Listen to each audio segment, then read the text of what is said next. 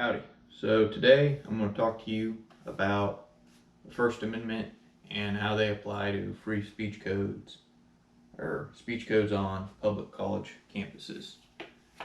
And so the problem is you have policies such as one at the University of Texas at Austin, just back in 2015 on their internet user policy that banned rude emails.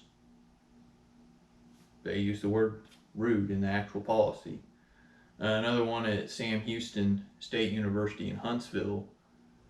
Their particular speech code came from their residence life handbook, in which they forbid any quote offensive materials end quote from being used and displayed in the dorms of the student windows within their student dorms. So the question of, how are these constitutional?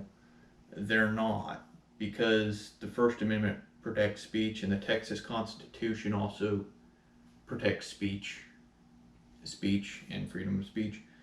So in the case of the University of Texas's policy, for example, what is a rude email? What exactly constitutes that? You might say that, or someone in the university might say that if you complained about a service that was on campus or something and you used the university's email that might be, or the university's internet on campus to send the email to complain, well, they might say, well, that's rude and you should be disciplined for that. I mean, it's definitely plausible underneath a policy that's that broad and wide. As far as Sam Houston State's policy that forbid offensive materials from being displayed in dorm windows, well, what exactly is offensive materials? Perhaps you are an Orthodox Jew and you really support Israel. Now, some people disagree with that. They might find that offensive. But,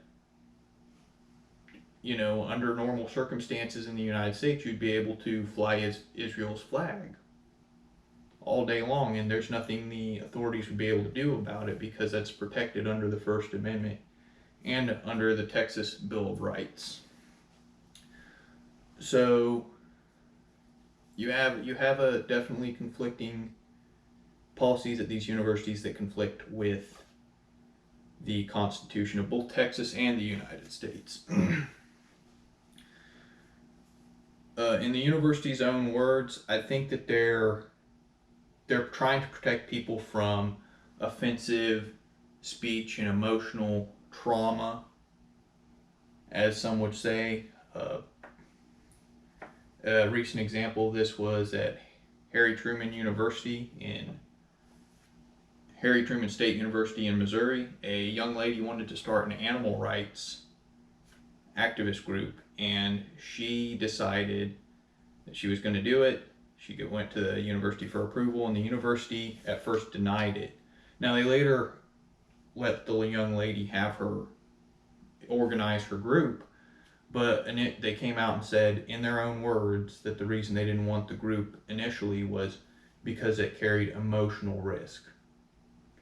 And according to a group called FIRE, it's an advocacy group for free speech on college campuses, 9 out of 10 college campuses have these speech codes on their campuses, including public universities.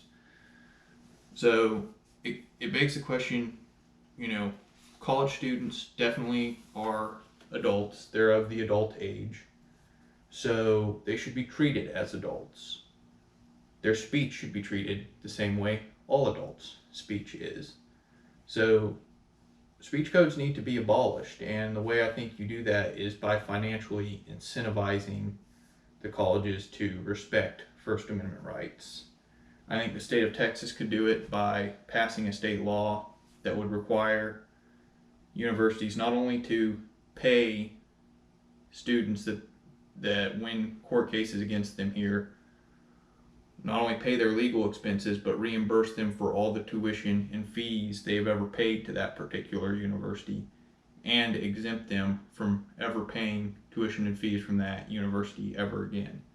I think the loss of revenue from their tuition and fees and them not getting reimbursed by the state would be enough to financially incentivize universities in the state of Texas to allow free speech to flourish in our state. Again, we all need to respect everyone's First Amendment rights, and public universities are no exception to that.